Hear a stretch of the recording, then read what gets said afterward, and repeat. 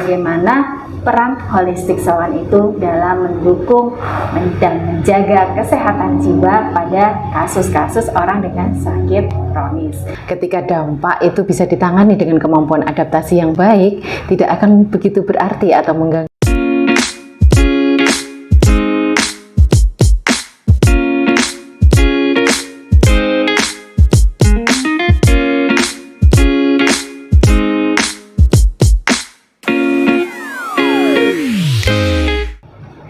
Bismillahirrahmanirrahim. Assalamualaikum warahmatullahi wabarakatuh. Salam jempol.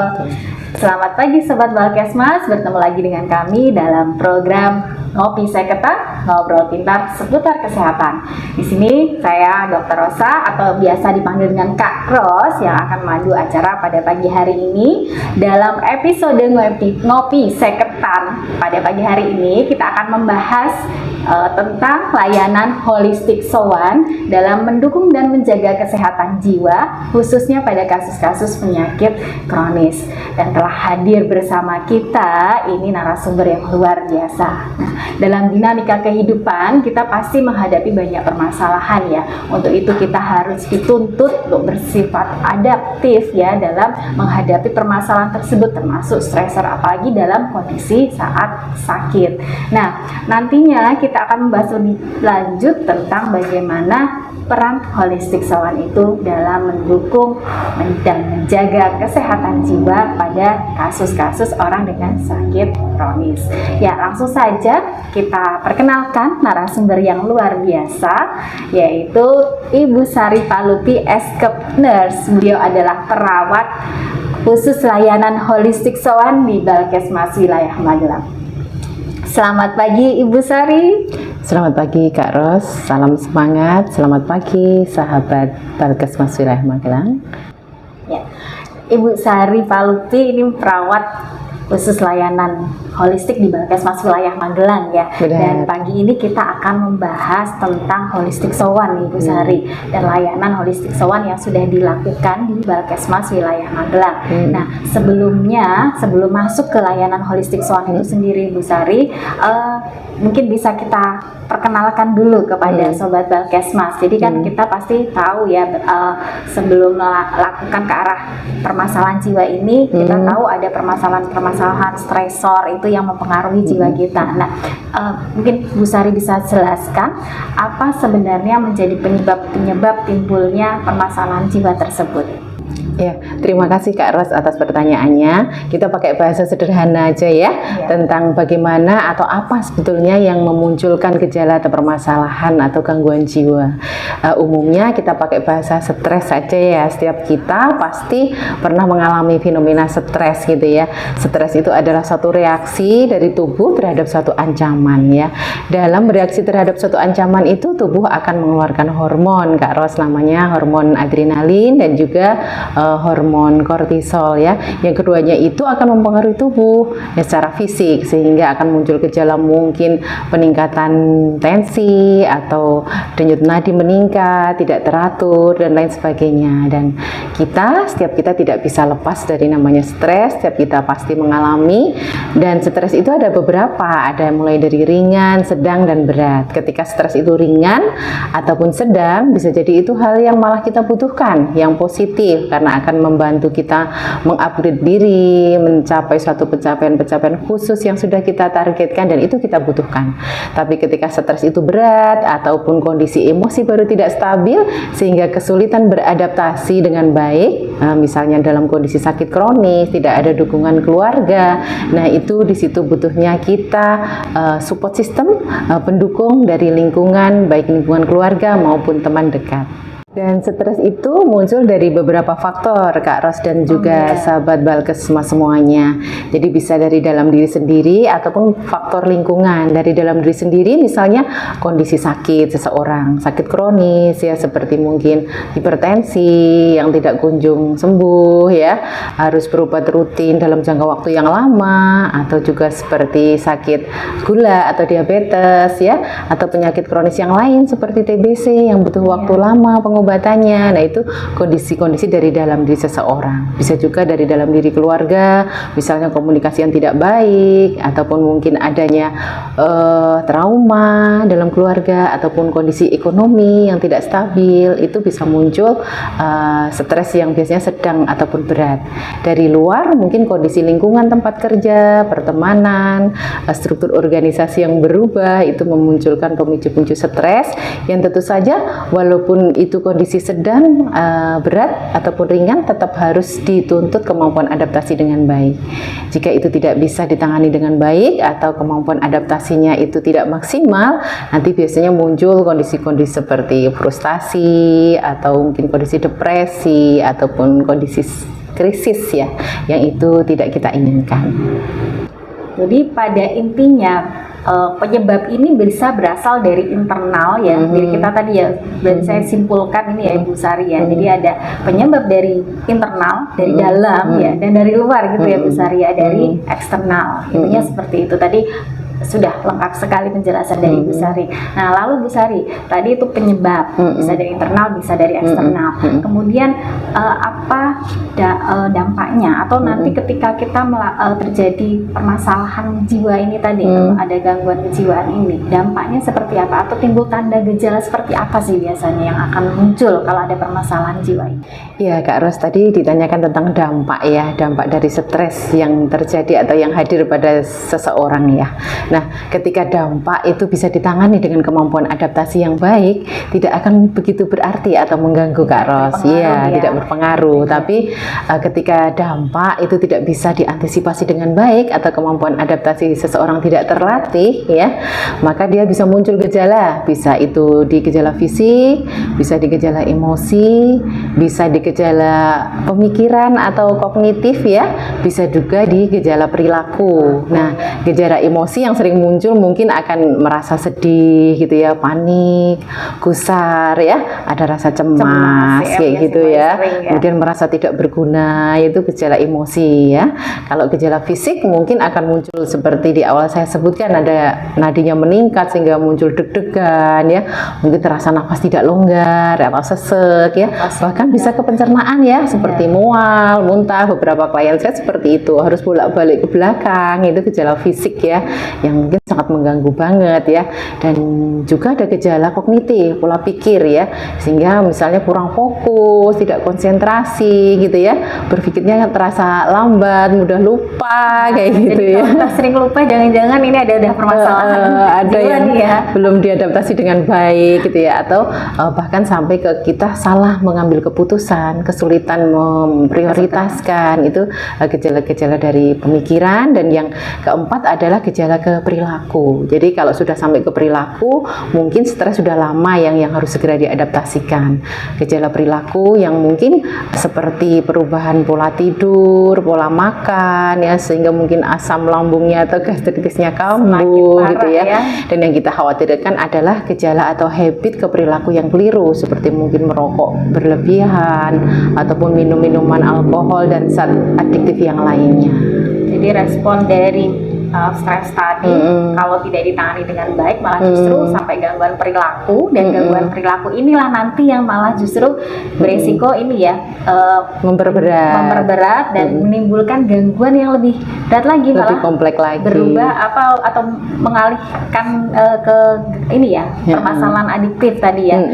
Jadi malah muncul timbul permasalahan lain yang berat ya. Dan itu kita tidak kehendaki ya, harus segera ditolong.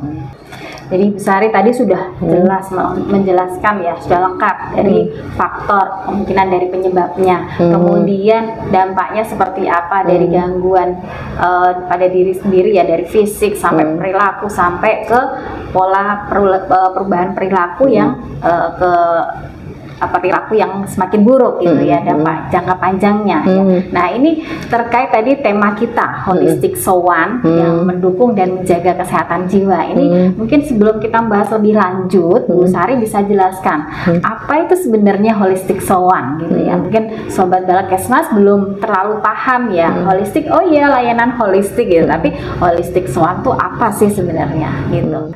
Ya, terima kasih Kak Ros, sahabat Balkesmas Wilayah Magelang. Tadi ditanyakan tentang apa itu holistic sowan ya. Ini merupakan ciri khas ya kita Balkesmas wilayah Magelang yang sebetulnya belum ada di tempat lain ya.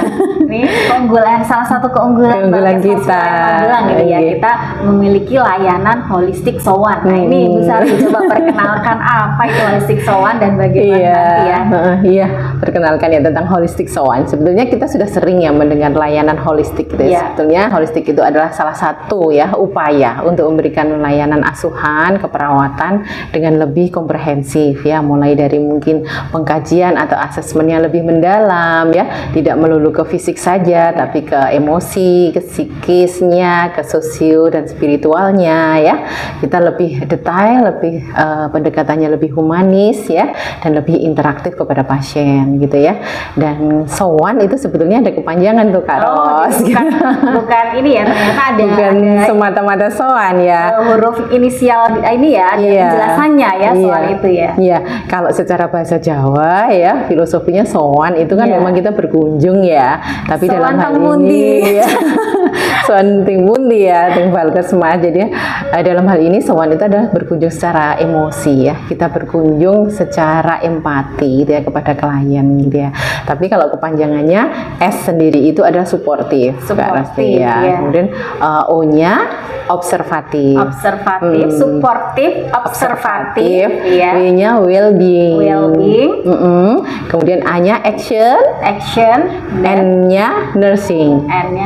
Iya, suportif, observatif, well-being, action, nursing. Ya, boleh saya jelaskan lengkap sekali ya. Ini penjelasannya ini perlu dijelaskan lagi nih. Ya, boleh. Apa sih itu tadi sowan ya? Ada banyak poin-poinnya. Poin-poinnya tentang suportif. Jadi ketika kita memberikan layanan asuhan atau pendekatan dalam menyelesaikan masalah di proses konseling tadi, kita memberikan motivasi, memberikan dukungan sesuai dengan asesmen yang kita dapatkan. Klien A, klien B tentu suportifnya masing-masing ya. Kemudian observatif ya, ketika kita melakukan asuhan, kita sambil mengobservasi kondisi klien. Bisa jadi saat disebutnya kalimat tertentu dia menangis. Nah, kita lebih mengobservasi kondisi di situ. Atau mungkin ketika proses treatment mungkin ada sesek, ada mual ya, kondisi fisik yang muncul, kemudian nadinya cepat, kita tetap melakukan proses observasi tersebut. Kemudian W-nya ya, well-being ya. Well-being ini teori dipopulerkan ya oleh Albert Bandura gitu ya, di mana pasien atau klien ini kita motivasi, kita munculkan gitu ya. Aplikasi diri atau muncul keyakinan, harapan yang lebih tinggi untuk sembuh. Jadi proses kesembuhan itu dengan semangat, dengan kondisi yang menyenangkan, sehingga dia muncul harapan-harapan yang tinggi untuk dirinya dan untuk masalahnya selesai. Itu di well-beingnya. Ini cocok banget ya untuk pasien-pasien ya, khususnya pada kasus penyakit kronis kan butuh penanganan jangka panjang, butuh pengobatan yang lama ya, sehingga butuh setup mental ya.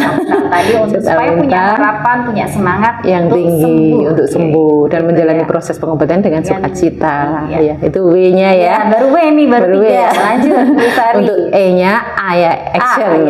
Action. Jadi untuk actionnya itu adalah apa yang dalam proses konseling itu kita temukan, kita sepakati dengan klien akan dilakukan, dan proses melakukannya nanti bisa bersama-sama kita guiding, kita tuntun pasien untuk melakukan keterampilan dia bisa sehat mandiri dalam proses kesembuhan sakitnya gitu ya. Jadi tujuannya adalah dia mandiri dalam mentreatment. Nanti tidak hanya, jadi artinya tidak hanya bergantung kepada konselor dan yang support sistem di rumah ya, tapi dia juga berusaha untuk sehat mandiri.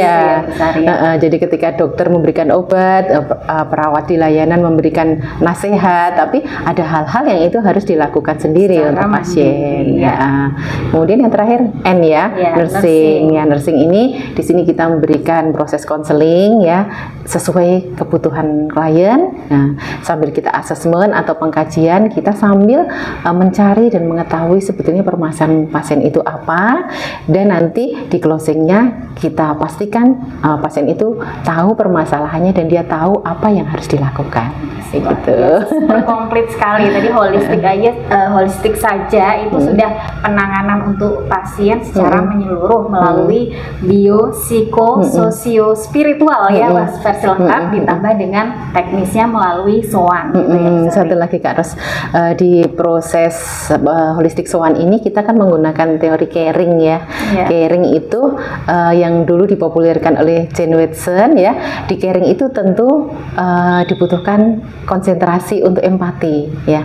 Karena tujuan kita adalah mengharmoniskan antara mind, body dan soul dari klien ya. Sehingga dia ketika men-set up dirinya menghadapi sakitnya itu sudah harmonis antara pola pikirnya, keterampilan apa yang dibutuhkan untuk sakitnya, kemudian fisiknya apa yang harus dia makan atau pola hidup yang seperti apa, dan soulnya, harapannya, jiwanya itu menghadapi sakitnya seperti apa. Harapannya kita menuntun klien dengan cara lebih empati untuk mencapai adaptasi yang sempurna dan aplikasi diri yang maksimal untuk sembuh. Luar biasa. Ini kalau seperti ini rasanya pasien pasti ya jadinya semangat untuk sehat ya. Ternyata aku masalahnya ini, aku harus seperti ini. Nah, kadang pasien tidak tahu apa yang terjadi pada dirinya karena tadi adaptasinya yang mungkin kurang maksimal sehingga mungkin ada depresi, ada krisis, ada frustasi. Yang itu kita bantu. Layanan ini dibantu untuk artinya dituntun ya supaya bisa beradaptasi, supaya bisa memaksimalkan potensi dalam dirinya untuk mendukung supaya semangat untuk dalam proses kesembuhan gitu ya, semangat untuk sembuh, semangat untuk lebih baik lagi gitu. Luar biasa.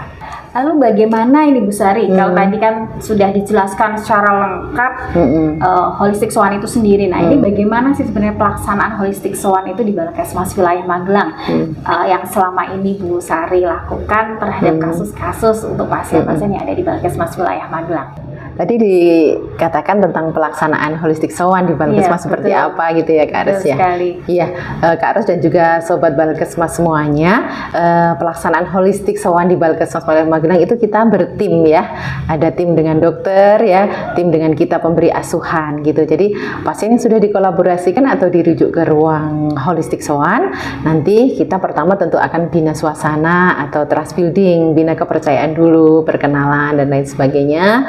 Kemudian kita sampaikan bahwa dari dokter mendapatkan permohonan untuk menyelesaikan permasalahan yang barangkali muncul. Nanti di situ kita asesmen, kita sepakati dengan klien, setuju dan kita lanjutkan ke proses selanjutnya. Ya tentu saja sesuai dengan umur ya, dengan siklus ya, siklus hidup ya. Jadi permasalahan yang ada biasanya tidak jauh-jauh dari siklus hidup itu Kak Ros. Misalnya kliennya itu anak-anak, bahkan saya pernah mengkonseling ya anak umur usia termuda berapa? Iya 8 tahun ya, kelas 3 ya. Ada yang pernah mendapatkan layanan iya ya? Waktu itu dia putus sekolah, tidak mau sekolah gitu ya. Setelah kita konseling ternyata ditinggal ibunya untuk kerja ke luar negeri ya, sehingga dia ternyata nggak mau sekolah gitu ya. Yang muncul di klinik umum ya dia batuk, sesek, sakit nggak sembuh-sembuh, males, pusing. Kalau suruh sekolah selalu bilang pusing gitu ya, perut gitu ya kalau anak-anak itu. Iya,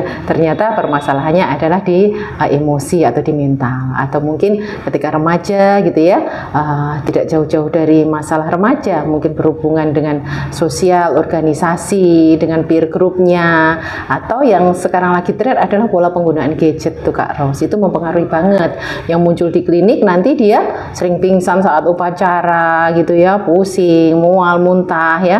Ternyata setelah dikaji mendalam adalah di pola tidurnya dan pola penggunaan gadget. Bagaimana dia tidak pingsan karena dia penggunaan gadgetnya berlebihan. Ya, kurang istirahat karena penggunaan gadget yang berlebihan. Iya, sehingga mungkin lupa sarapan dengan kegiatan yang padat gitu ya. Pastinya kurang aktivitas fisik juga jadinya. Kurang aktivitas fisik ya. Nah, itu kita asesmen ya sesuai siklus hidup ya. Mungkin yang lansia mungkin ada kesepian, sedih mendalam, tiba-tiba menangis dan lain sebagainya ya. Ada penyakit kronik yang pasti ya. Dan kita punya alat asesmen Kak Ros, namanya kartu sehat mandiri ya. Kartu sehat mandiri ini nanti kita dari unsur tadi yang saya sampaikan, bio, psiko, sosio, spiritual, nanti ada pengkajiannya, ada poin 1 sampai 5.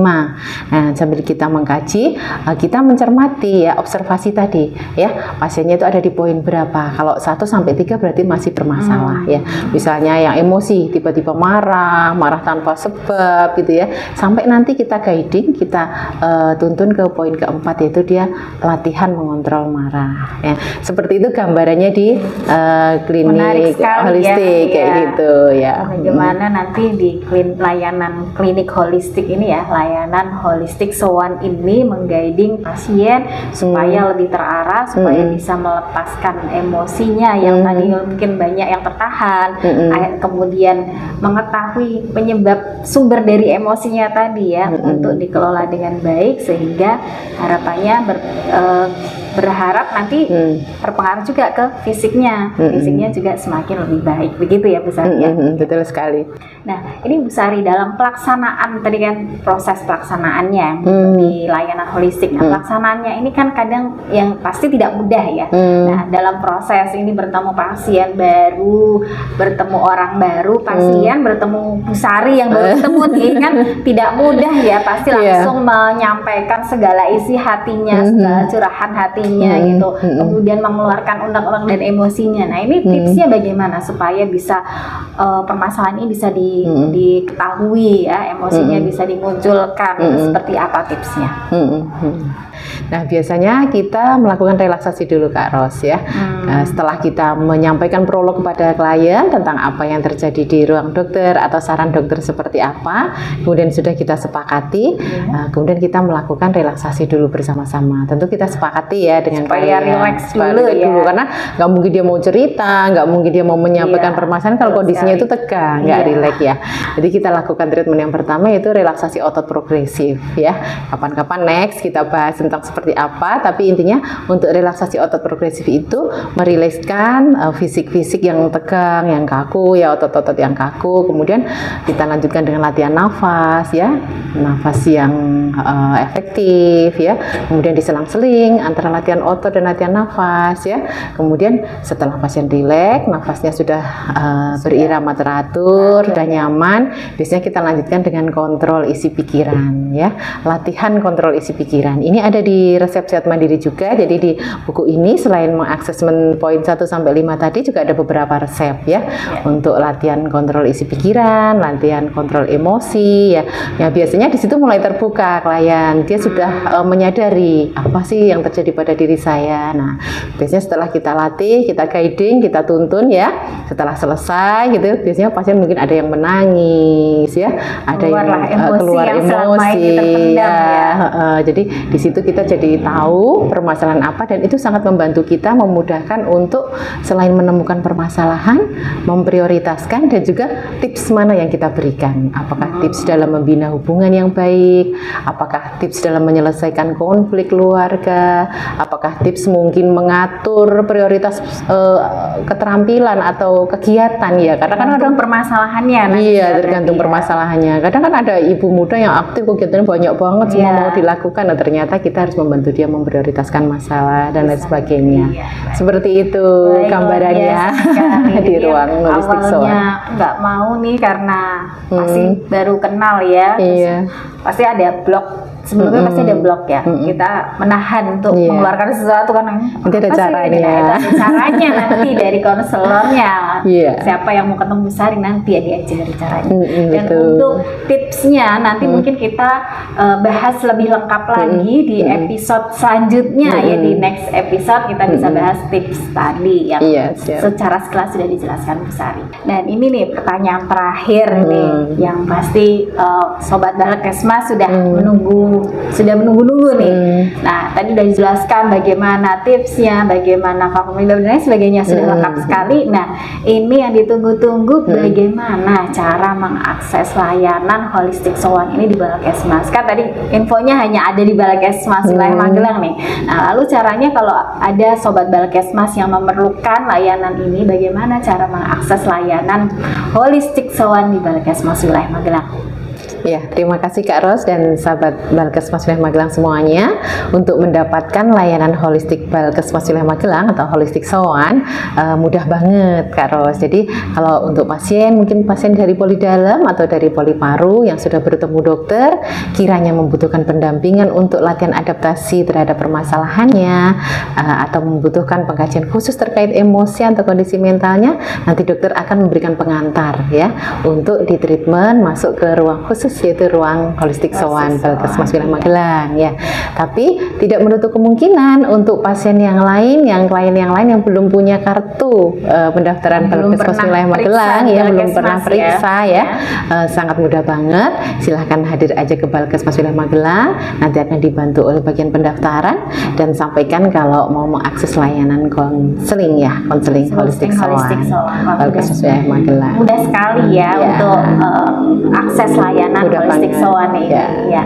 Kami tunggu di konseling Balkesmas Wilayah sowan. Magelang ya. Tadi sudah disampaikan materi yang luar biasa, super lengkap dari A sampai Z ya, dari yang penyebabnya apa, dampaknya seperti apa, layanan holistik sowan itu seperti apa, bagaimana pelaksanaan dan cara mengaksesnya. Nah ini saya rasa sudah melingkupi semua hal. Nanti untuk materi selanjutnya bisa di episode selanjutnya ya Bu Sari. Nah ini kita perlu closing statement dari narasumber nih sebelum kita tutup episode kali ini. Ya, boleh Kak Ros.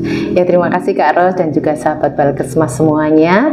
Barangkali ini yang penting ya Kak Ros, di antaranya kita atau keluarga kita atau masyarakat, barangkali ada yang memiliki kasus penyakit kronis ya, permasalahan yang harus butuh dalam jangka panjang mengatasinya ya, seperti tadi saya sampaikan ya, ada diabetes, ada mungkin TBC atau asma ya, atau penyakit karena dampak asap rokok yang itu butuh pengobatan yang lama dan kondisi-kondisi khusus lainnya secara kejiwaan gitu ya. Apabila mengalami kendala dalam beradaptasi ataupun membutuhkan dukungan ya, jangan sendiri ya, berceritalah ya, berbagilah, dan kami Balkesmas Wilayah Magelang siap melayani Bapak Ibu sahabat Balkesmas Wilayah Magelang semuanya, dan kami tunggu di layanan holistik sowan Balkesmas Wilayah Magelang. Baik, demikianlah program Ngopi Seketan, ngobrol pintar seputar kesehatan episode Holistik Sowan menjaga kesehatan jiwa, khususnya kasus-kasus penyakit kronis. Terima kasih banyak untuk Ibu Sari Palupi, Eskesnes, selaku narasumber yang luar biasa yang telah menjelaskan banyak hal, membuka wawasan kita. Mudah-mudahan bermanfaat untuk Sobat Balkesmas, dan yang memang perlu membutuhkan layanan holistik sowan dapat hadir langsung ke Balkesmas Wilayah Magelang. Untuk Sobat Balkesmas, ada tips untuk kesehatan jiwa, yaitu dengan ceria. C, cerdas intelektual, emosional, dan spiritual. Empati, kemudian rajin beribadah, interaksi yang bermanfaat, asah, asih, dan asuh. Demikian yang dapat kami sampaikan. Saya selaku MC mohon maaf apabila banyak kekurangan atau ada hal yang kurang berkenan. Sampai berjumpa kembali dalam episode Ngopi Seketan selanjutnya. Wassalamualaikum warahmatullahi wabarakatuh. Salam jempol. Ya. Alhamdulillah. Alhamdulillah.